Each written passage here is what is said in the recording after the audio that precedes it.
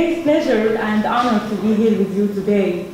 Thank you so much, Blair Academy, for allowing me the opportunity to share my story and music with you tonight. I was one of these young people in Syria whom their dreams were vanished and demolished in the war. It was an unforgettable experience witnessing the University of Aleppo explosion in January 2013, where at least 82 people were killed. Several of them were friends of mine. I had just graduated from the University of Aleppo with a major in business administration. I was also employed as a full-time violin teacher at the Arabic Institute of Music. I was at the university trying to collect my diploma, and I did not know how I survived on that day. I can still hear in my ears the sound of the ambulance and the scream of moms. Later that day, I remember walking to the Music Institute to teach, not knowing if I would make it back home in the evening, as rockets were falling everywhere, randomly. My students and I would regularly hide under the table when we heard the airstrike and the missiles hitting a close neighborhood. Every day, we risked our lives by being there. Aleppo used to be a very beautiful and peaceful city, filled with culture and history. It's one of the oldest cities in the world. After more than 5 years of war, I can no longer recognize my home. A part of me still believes this is all just a dream. I'm finding it extremely difficult to accept that my beloved city is now in ruins. I would like to show a video about Aleppo before and after the war, and we will see together how things have changed there.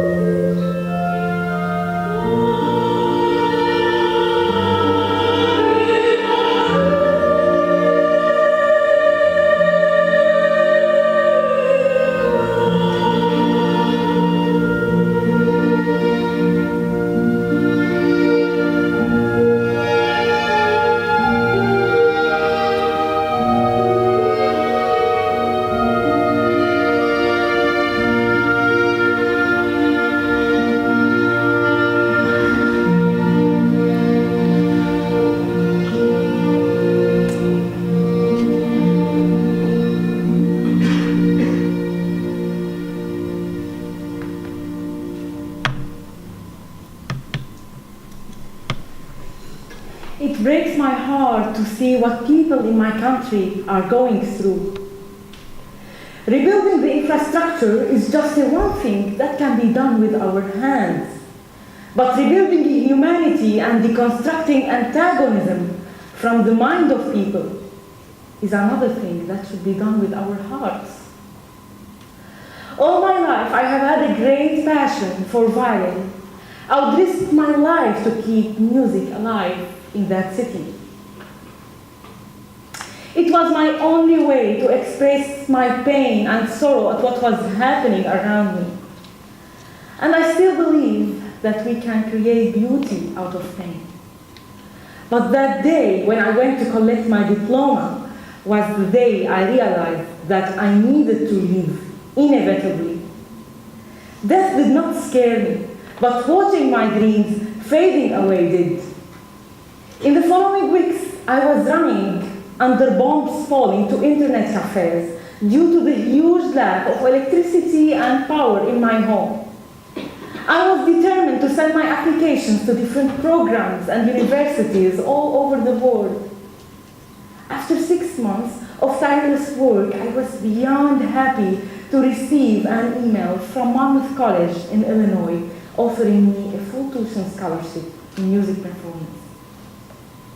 I would like to perform a special piece, My Heart, Meditation from Thais, by Massenet.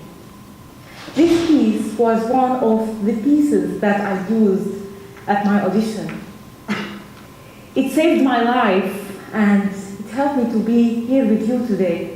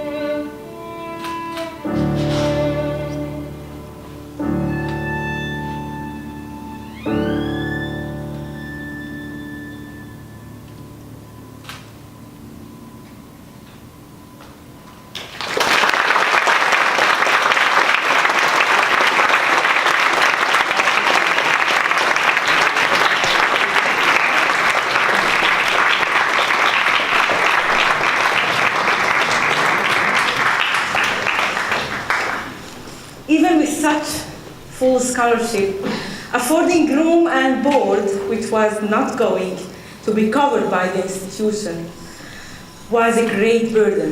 This is because of the huge difference in currency between Syria and the US. For example, $1 was 200 Syrian pound. Now it's even worse, it's 500. In addition, my parents had lost their jobs in the war, and they couldn't support me with even $1. I searched online for answers to my question, hoping for a miracle to happen. During my search, I found about an organization called Jusur, meaning bridge in English. They were helping Syrian students and refugees. I went to their website and I started to learn about their donors, searching each name. One of them was a very kind man from Saudi Arabia, Hussam Shobakshi. I emailed him to explain my story. He explained that he only supported Arab students who wanted to study abroad in the field of science. But he was very impressed with the violin videos I shared with him. I don't know, something in that music must have touched him. I'm Christian, he is Muslim, and he only sponsors students pursuing science. But music has no boundaries. In a departure from his original plan, he decided to help me for the first year in Monmouth. He touched me so much with his kindness, and he made me believe more in our humanity, as he wanted to help without even knowing me in person. I guess music speaks. To get to my new school in the US, however, I first had to travel to Beirut to catch a flight to Florida. All the roads from and to Aleppo were closed, no airport, nothing. The city was besieged. Only one way, extremely dangerous. Let's watch together.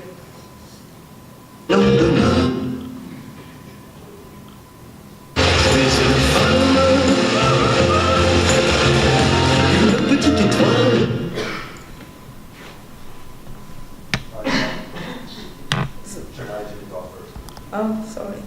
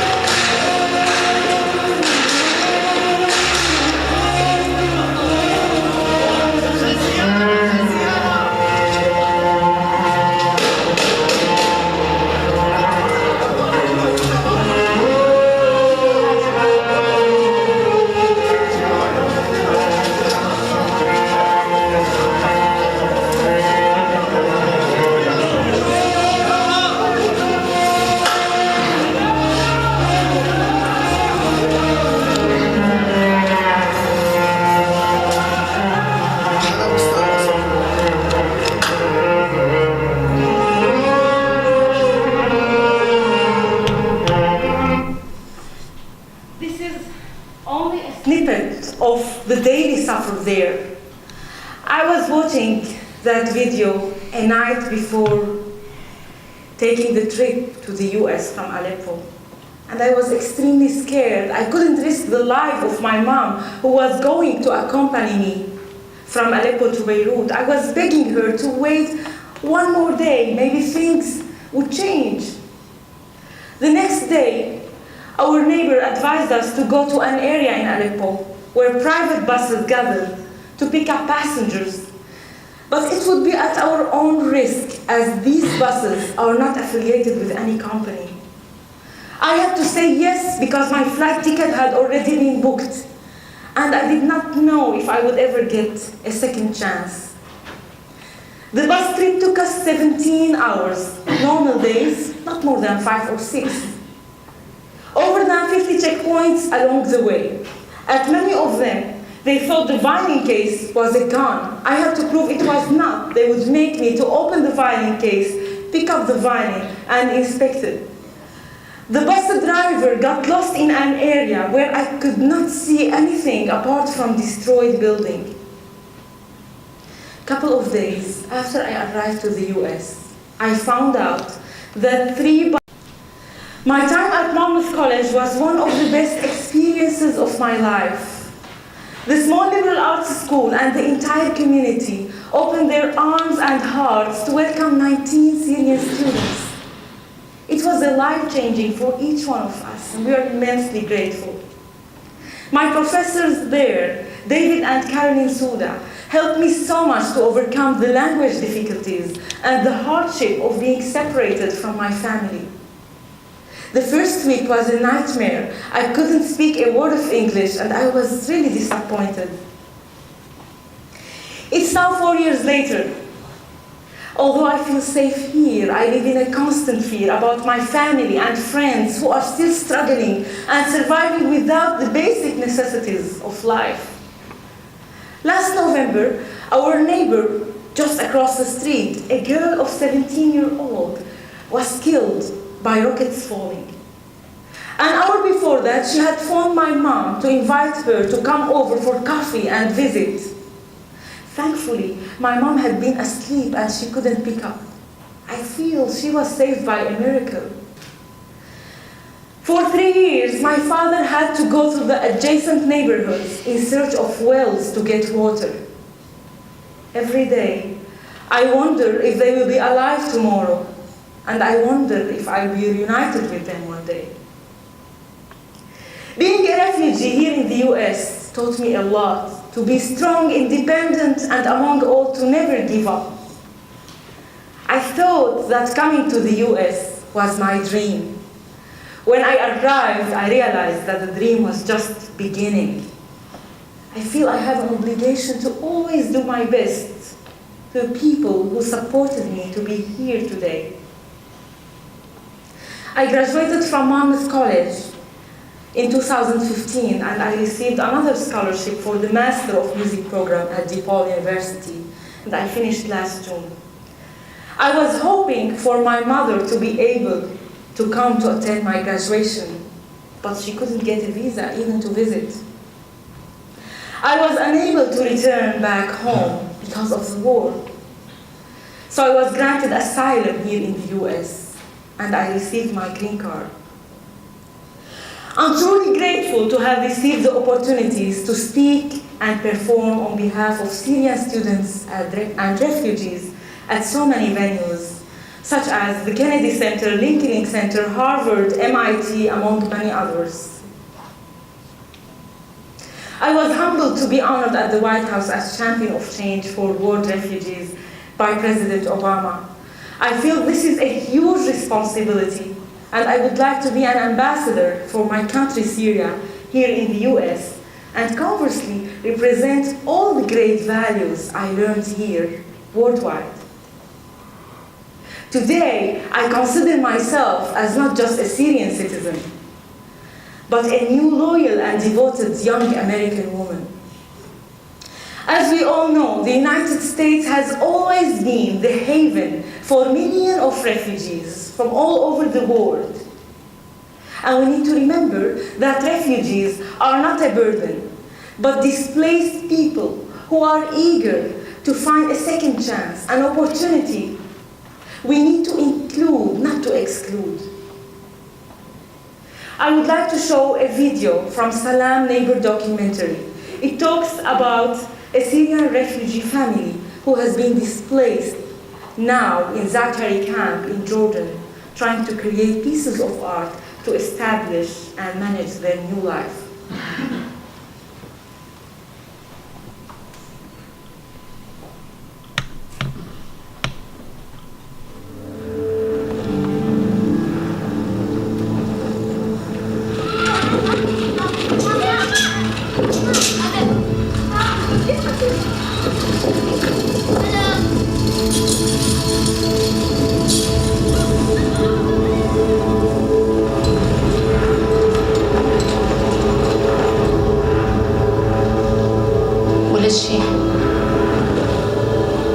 ما جبت معي غير عباية وجلابية السوق بس، ما جبت معي غير هاللون غرضين. بالطريق بردت، قلت لها لمرة، قلت لك مشان الله والله العظيم ميتة من البرد، أعطيني كنزة. أعطيني كنزة ولبستها. Thank you for inviting us to your home. And actually, we haven't even seen many of these types of food. Could they explain to us what they are? أيوة. وهي إدوق زي الزعتر. بسم الله. And this is all for time. أيوة.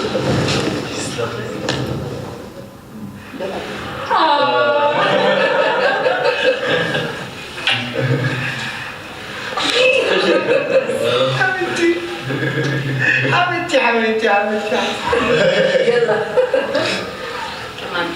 So where did you learn to do all of these handicrafts? وين تعلمتي تعملي كل هاي الأشياء اللي أنت عم تعمليها بحبيها؟ أنا بسوريا كنت أشتغل هيك، كمان بيتي بسوريا كمان فيه هيك شغلات كثيرة إلي. كمان إيه والله.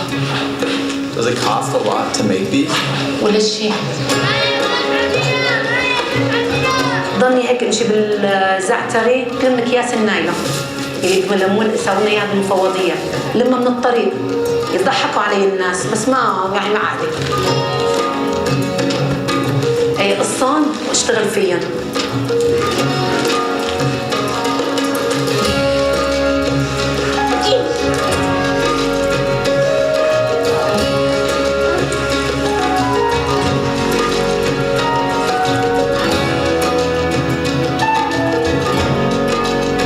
ضليتني هيك رايحة وجاي شي 3 أشهر. قامت صار معرض بنفس المؤسسة. اشتغلت مزهرية، عجبتها الوحدة أجنبية، أعطتني عليها 50 دينار. هلا بيهمني اشتغل حتى يعني أبدع. يعني الحمد لله ساعدتنا على العيشة هون، الحمد لله رب العالمين. الحمد لله.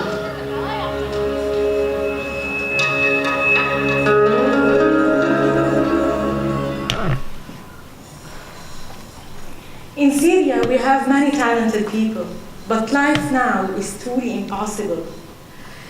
As we experience death and horror, every day hundreds of innocent civilians are killed in such a savage civil war.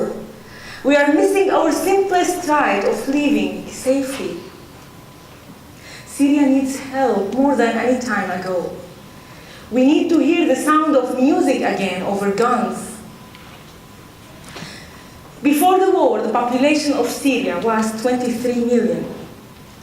In 2016, the United Nations identified 13.5 million Syrians requiring humanitarian assistance, of which over than 6 million are internally displaced within Syria, and about 5 million are refugees outside of Syria. People often ask, how can they help? It's definitely possible to be involved through simple but meaningful engagements, such as volunteer your skills. If you have a refugee student in your community or school, you can help them to improve their language, conversation, writing, or even simple gestures of friendship means a great deal. Or encourage your school to offer refugee scholarship.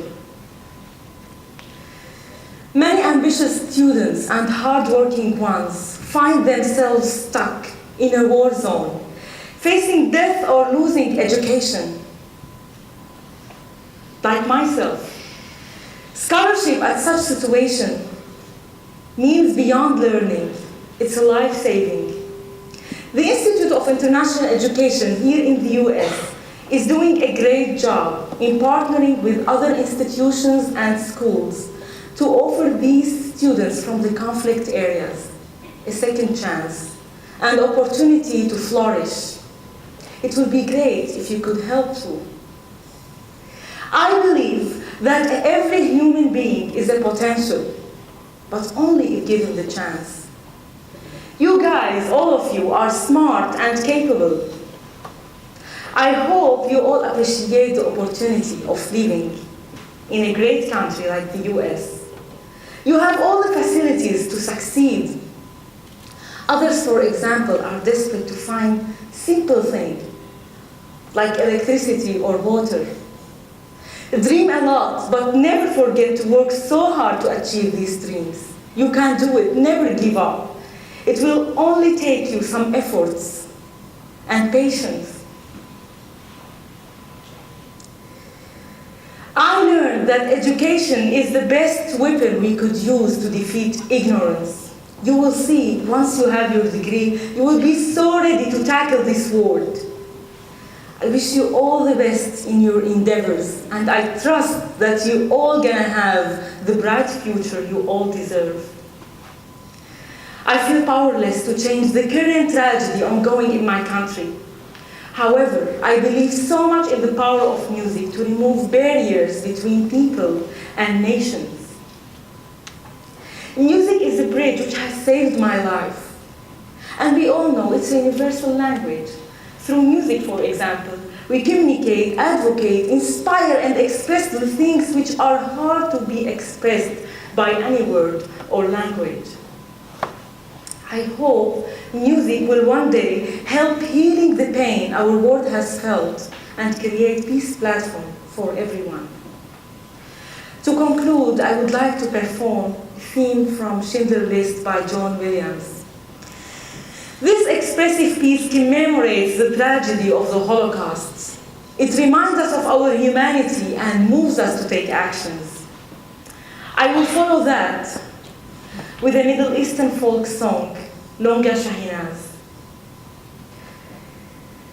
This music will be my prayer for a world that prevails peace, love, and unity. Thank you.